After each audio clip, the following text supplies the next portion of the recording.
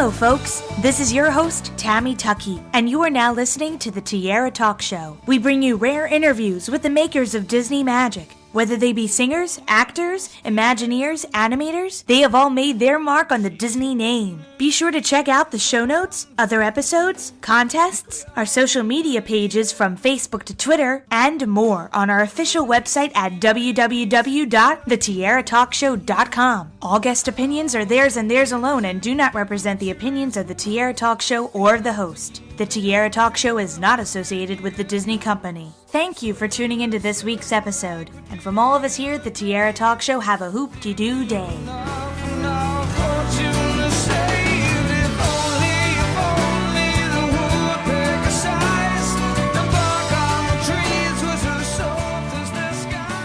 I'm excited to welcome this week's Tiara Talk Show guest, Khleo Thomas, to the show. Welcome, Khleo.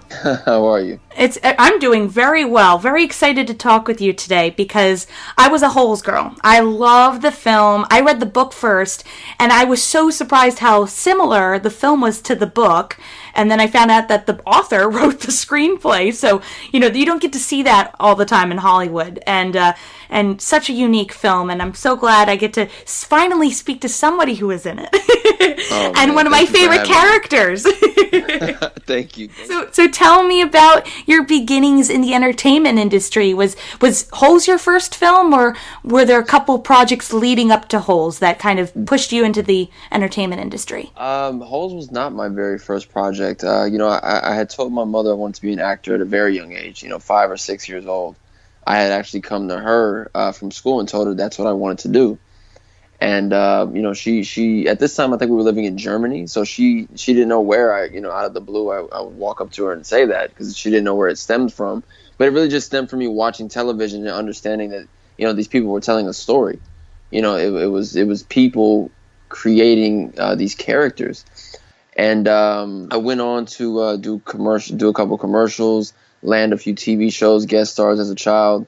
And I think the first film I ever did was the Friday After Next, which was the third Friday film from the Ice Cube creations. And then later on down the line, I was able to, land the big one, which was Holes. And, still to this day, for it to be so, it's memorable. I'm blessed to have such a memorable role and character underneath my belt. I love seeing the videos of you getting to go to the schools and talk to the children, about these books, because it really gets them energized and excited to read. It was a goal on my list for a very long time. I knowing that the book was still a part of the curriculum for the schools, I was like, I really want to go back and give back to the kids. And, who better to do it than the character of Zero, who had a hard time, who didn't know how to read in the film. So who better than me? So to go back and see those kids' expressions and answer their questions about not only the book but the film as well,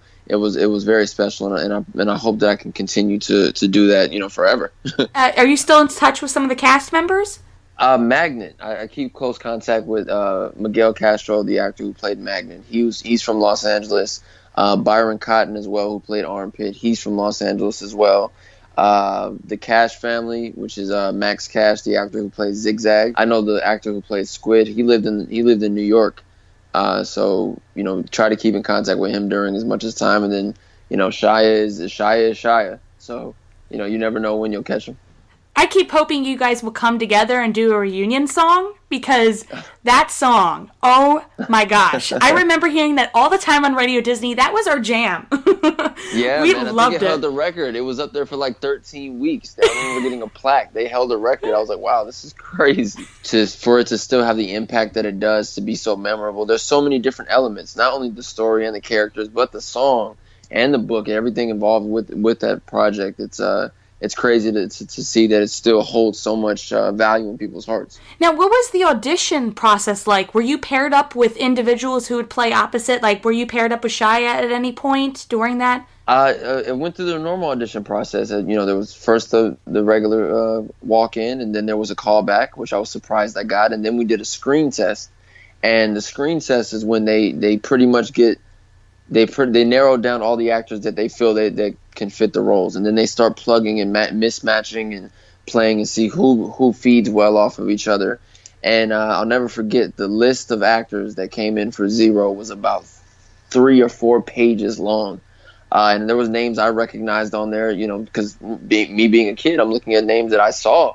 I grew up watching Taj Mahal. I grew up watching Bow Wow. I grew up watching Romeo. And I see all these names on this list before, I even get a chance to play, mix and match with any of the other actors. So I'm already like, wow, this is pretty intense. And, that day, everyone else got a chance to do at least 2 or 3 different scenes. I only had a chance to do one scene.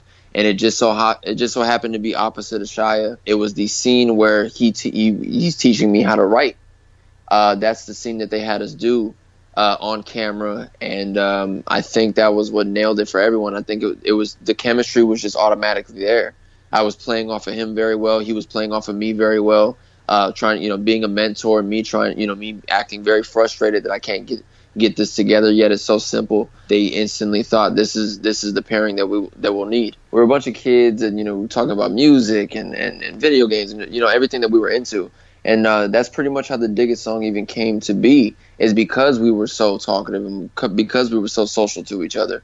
The producer heard what we were doing on a bus one day, that we were freestyling and things like that with the music, and she rode the bus one day just to hear exactly what everyone was talking about. And that's how the Dig It song actually came to be. Wow. He went on to tell Disney that, hey, you guys should look into creating music for this, because the kids are already in. Like they're doing this every single day. It's a hell of a cast. When you look at that cast, you got Sigourney Weaver, Tim Blake Nelson, John Voight, Patricia Arquette, Dule Hill, Shia LaBeouf. Like that's a very Henry Winkler. That's a very, very strong cast. And everyone had created these characters and brought them to life so much that I think that's why it is so memorable. Yeah. People genuinely dive into this story, and they have to see it through. They have to see how it all ends. I love that they let you do Eartha Kitt's little line at the very end of the film when all the credits roll, and they have you come back and say her, Madame Saroni will curse you. Man, a lot of people, it's funny, a lot of people didn't know about that until later on. They'll watch it the first time, and then they'll see, like, they don't know that that's there. But the crazier part about how that even came to be, I wanted to go to set to see Eartha Kitt do her scenes. So I was able to take the shuttle up there to watch her, and I was standing next to the director, or excuse me, I was way behind the director actually, and she had just shot that scene. She had just shot her saying, "But if you forget to come back from Madame Zeroni, you and your family will be cursed for all in eternity." And the director turns around and says, after they call cut, he calls me over to him. He said, "Can you go do that exact thing she just did?" And I ran up and I did it, and that was literally just on the fly. That was something that Andy Davis just drew up in his own mind right then and there. What was Eartha Kitt like? Because she was, I've always been a huge fan of her since I saw her in Batman, of course, but I loved her in Emperor's New Groove as Yzma, because that was something she just recently did while she was filming with you guys. Yes. I mean, she's a legend. She's a legend. I was aware of who she was. Again, being a huge fan of Batman, I knew who the original Catwoman was. It was Eartha Kitt. She was the first one to really bring that sex appeal to that character, and to be on set with her and to see her create Madame Zeroni so well, and then that voice is so recognizable. You think of Yzma from The Emperor's New Groove, and it's like that's the same person. And Sigourney Weaver, I keep forgetting how entranced I am by how amazing she is, and she gets to play the bad guy in this film. Did she stay in character when she wasn't shooting, or was she very sociable with you guys? She was in character for the most part. Her, John Voight, and Tim Blake Nelson stayed in character a lot. And to know, again, I was a huge fan of Aliens, the film. Huge. I don't know how many times I watched Aliens as a kid, and her and the big yellow machine taking on the Queen Alien at the very end. Like, that's Ripley to me. Like, I'll never forget Ripley ever. So I had known that they had casted her for the Warden. So we're on set, and she walks on set in full wardrobe, and I completely froze up. I said, "Oh my God, it's Ripley!" And I said it out loud and didn't realize it. And I was like, "Oh my God, it's Ripley! Ripley's in the film?" I had no freaking idea. But Sigourney Weaver, an incredible actress, and to be able to share a scene with her and share the stage with her, it's an amazing accomplishment in its own. And can you tell me about the sploosh? What exactly was in that? Was it actual peaches? It was. You must get this question all the time. I do. I get that one a lot. It was a mixture of everything. It was bananas, brown sugar, oatmeal, and that, it was. Yeah, it was Sounds really good. good. Don't get me wrong. It was fine. I loved it. After shooting, what would we normally do? I'm trying to think. We all stayed at the same hotel, so I think what we did. We did take a trip to watch a film. I think it was you know what film it was. We all went to the theater. We shot in Ridgecrest, California. And literally the only thing that's really there is a Walmart, one movie theater, and everything else is just housing. Not many housing. It doesn't have a big population at all. But we went to go see a movie, and it was the film Insomnia. But again, being out in the sun all day, everyone being dead tired, everyone fell asleep before we could finish the film.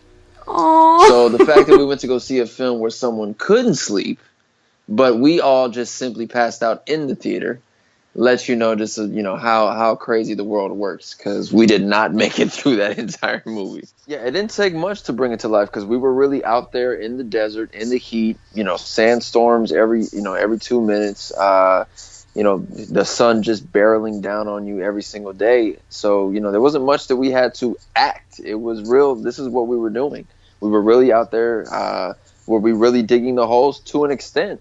We were really throwing the shovel into the dirt and lifting it out and throwing it over our shoulders. I think it definitely tells the story of trying to fit in, knowing this isn't even where you're supposed to be, but you're trying to fit in, but you're also the outcast no matter what. And every single one of the characters, I think, plays a role in the growth and development of not only Stanley Yelnats, but also Hector and Zero. So again, I'm honored to even have this role underneath my belt. It means a lot to me. And I love that you've kind of moved into the music aspect of the entertainment industry. So you've recorded songs and recorded albums. I love listening to them. So what inspired you to go ahead and move forward in a little bit of a different direction? Music has always been a passion of mine, and I had realized that so many people were listening and so many people wanted to hear more music from me. So I buckled down and created the projects and not only just gave people music, but gave people an experience. I would travel when I would travel and go on tour. I would make a game night pretty much out of my shows. I would perform and people know the songs and it was great, but I want people to make it memorable. I'm a very sociable type of person. I don't mind parlaying with people. So I would play games. We would throw. I don't know if you've ever heard of a game called Heads Up with your phone, where you can. It's like charades, pretty much. So I'd bring people on stage and we'd play that, and it was really, really fun, man. I had a great time touring, and as of right now, I'm putting a slight pause on it just because I want to focus back on my acting side, and I loved it. Well, what are your most current projects as of now? Like, what can we find on iTunes that is the most recent song that you've had out, or an album? Most recent song, you can go to YouTube and check out a song called The Intro, which was to the project Before We Begin, or How Do We Begin is the name of the project. The Intro is out now. I don't have a release date for the project for How Do We Begin. I know people are itching for it. I don't have a release date for it yet. It is mixed. It is done and ready to go for people just to listen to it. But again, I'm more about the experience of it. So I want to give people a visual along with this project. So when the time comes, it will come all together and I'll be able to give that to the world too. It was such a pleasure to talk with you today. And before we end, I have 3 Disney-themed questions I ask all of my guests, and I call them the Fab 3. So We'll start with the Donald one, which is, as a child, what Disney film was one of your favorites to watch over and over again? I'm going to have to go with Aladdin. I'm going to have to go with Aladdin on that one. And our goofy question, what Disney character do you think would be your best friend if you met them in person? Best friend Disney. I'm gonna go with Simba, Lion King. And our Mickey question, finally, if I asked you to name any Disney song at this very moment, what immediately comes to mind? Prince Ali, Aladdin, absolutely. That's up there. the Jungle Book, the Jungle Book song. Oh my God, I want to walk like you, talk like you too. I love that song. Of course, Hakuna Matata. That's a legendary one. No. Excuse me. Okay, so the number one on my list of the songs, the Mulan song, the We Are Men song. I was online playing video games. I was playing a first-person shooter type of game, and it's a bunch of guys on your team. It's a bunch of guys on my team, and I have my ear set in, and then all of a sudden, one person on the team starts singing that song, and before you know it, all 5 of the players, including myself, are singing that song start to finish while playing the video game that has these are 2 completely different worlds, Yeah. You got a military world, and then all of a sudden you have us singing, mysterious as the dark side of the moon. It was incredible. I'll never forget that moment in my life.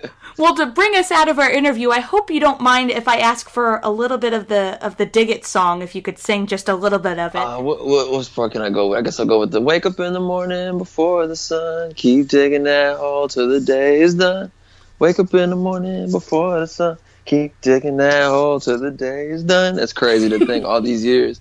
It still means so much to everybody. It's still in all of our heads. Yeah. Thank you so much for coming on the show, and I really hope there is a reunion in store. I'm going to be crossing my fingers for you guys. Thank you, Tiara.